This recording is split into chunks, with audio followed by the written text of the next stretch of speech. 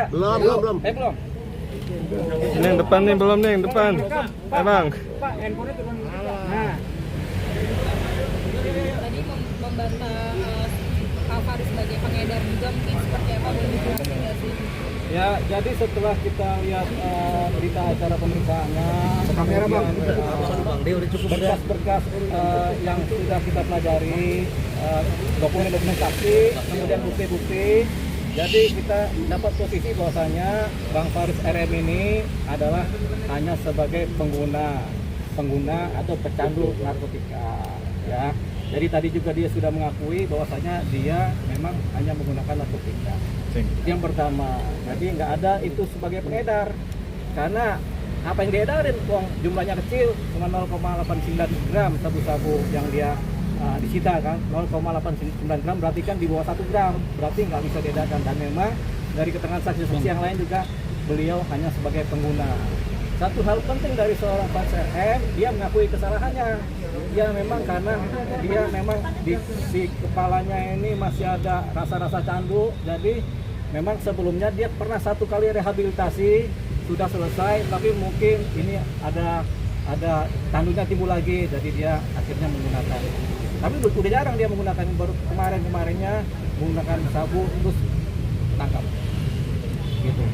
Ini kan dakwaannya seumur hidup gitu, maksimal seumur Nah, hidup, mungkin itu seperti apa lagi? kalau dakwaan seumur hidup itu dakwaan sebagai pengedar, yaitu barang siapa mengedarkan, menjual, mendistribusikan akan dihukum rendah-rendahnya 5 tahun, setinggi-tingginya seumur hidup begitu. Tapi karena dia bukan pengedar, pasalnya tidak lepas. Jadi kita akan sampaikan, dan hakim juga sudah mengerti karena hanya sebagai pengguna, jadi pasal dakwaan sebagai pengedar dia lepas, jadi tidak sebagai pengedar. Jadi tidak ada ancaman hukuman seumur hidup buat seorang Faris RM begitu, karena dia hanya sebagai pengguna.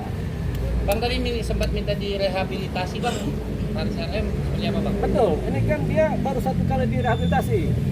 Kadang-kadang kita 1 kali rehab itu belum tentu selesai. Kita udah keluar tapi masih ada candunya dikit gitu. Jadi akhirnya menggunakan lagi. Makanya biasanya rehab itu bisa 2-3 kali. Makanya karena baru 1 kali rehab, kita akan mohonkan kepada majelis hakim yang menangani perkaranya beliau supaya kemudian diadakan rehabilitasi yang kedua. Malahnya ya Allah. Gitu. Jadi ada harapannya ada rehab yang kedua kalinya. Gitu. Karena baru 1 kali Bang Faris ini melakukan rehab begitu. Itu ya mengenai rehabilitasi ya. Jadi baru 1 kali. Jadi ini kita mohonkan dalam putusan majelis supaya ada rehabilitasi yang kedua. Gitu. Bang, rencana untuk Ya, ya kan tentu ada saksi-saksi yang diajukan, yang meringankan, ya ada charge, kemudian ada saksi ahli.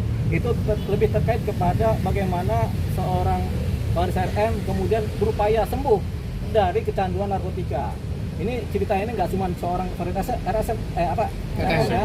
Masih banyak lagi pecandu-pecandu lagi yang udah direhab tapi masih aja ada candunya. Jadi ini harapannya saksi meringankan, yaitu yang mengetahui dia direhabnya bagaimana, kapannya, terus apakah sudah sembuh atau belum, ini yang sedang diupayakan saksi advokatnya. apakah mungkin dari keluarga juga?